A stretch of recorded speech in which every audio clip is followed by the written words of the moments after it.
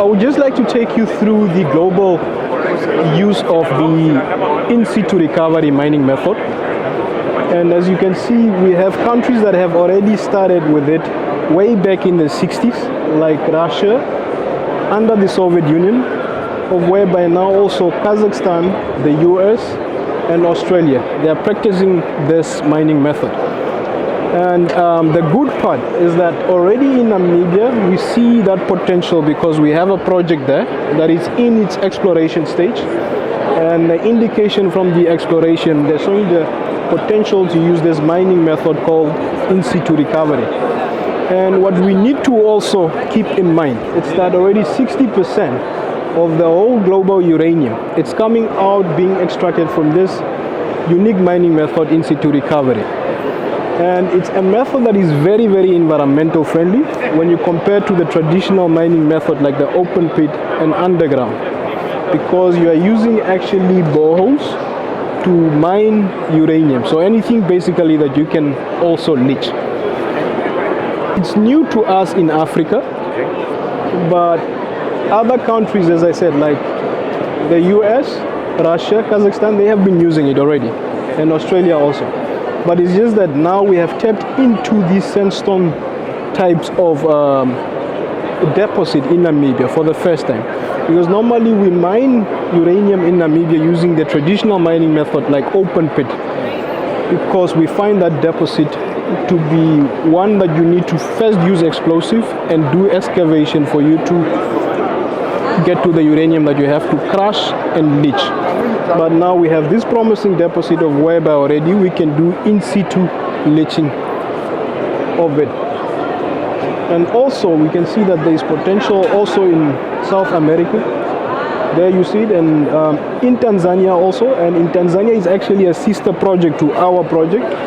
And it's also showing a good percentage that can be mined using the in-situ mining method.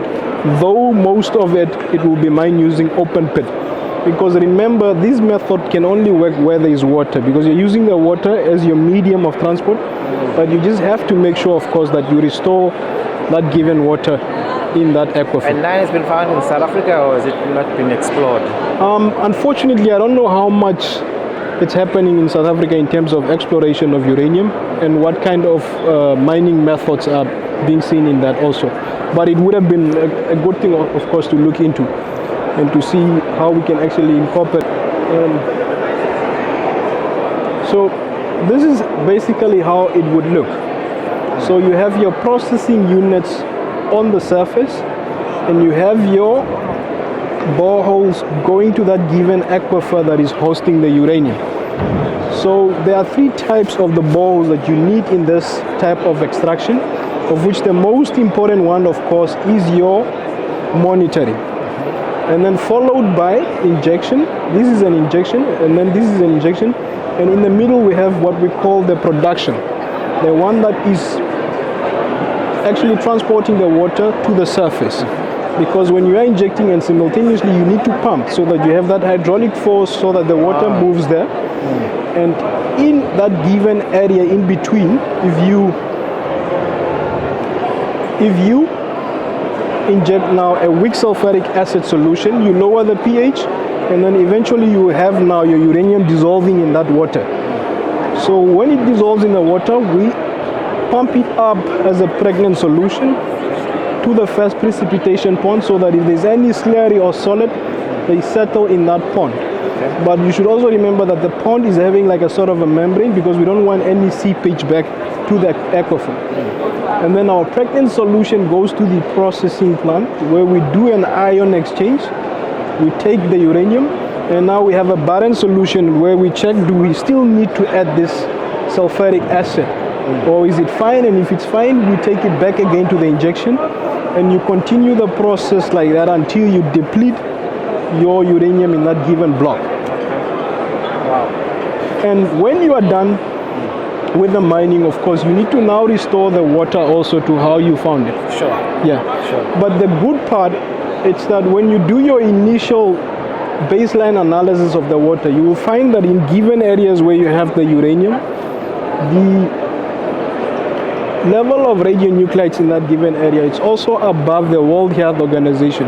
So already where we have the uranium, that water is not fit for human irrigation or animal consumption.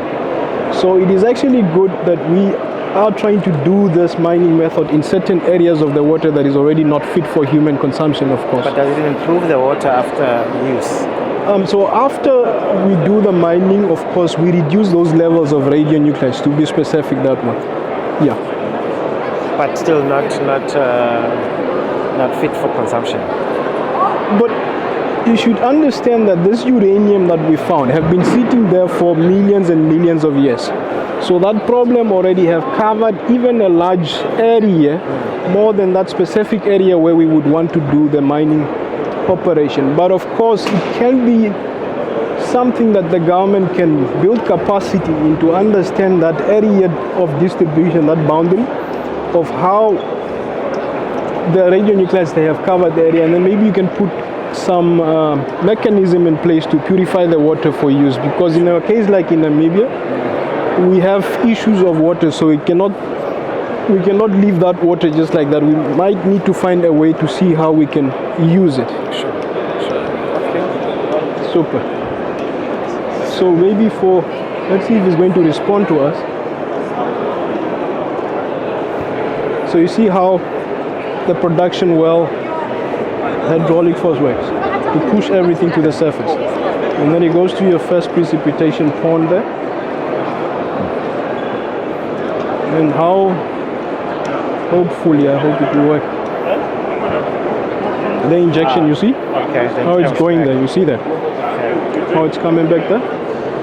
And how long does the entire process per block looking at? At any given block, it might take you even up to 2 to 3 years of just circulating, getting that uranium to the surface. And then what happens in the processing plant, where I was talking about the ion exchange, here is the sorption and the desorption of the pregnant solution to remove the uranium. But please, you shouldn't take it as a complicated method. Sure. Yeah. Because these raisins, you should just take them like the other raisins you eat with peanuts, isn't it? What happens to them when you throw them in water? They get bloated, isn't it? Because they are allowing water to pass through. So these raisins we have here, they are special, and they have a special membrane that only allows the uranium to pass. Okay. Yeah, so that the barren solution, of course, goes past, so that you get more uranium in the ground. Already, this is our final product, the yellow cake. Okay. And then this yellow cake is what we give to the mother company. Okay. And then they do the enrichment for it to be used now in nuclear power plants. Ah. So as I said, we are more of upstream.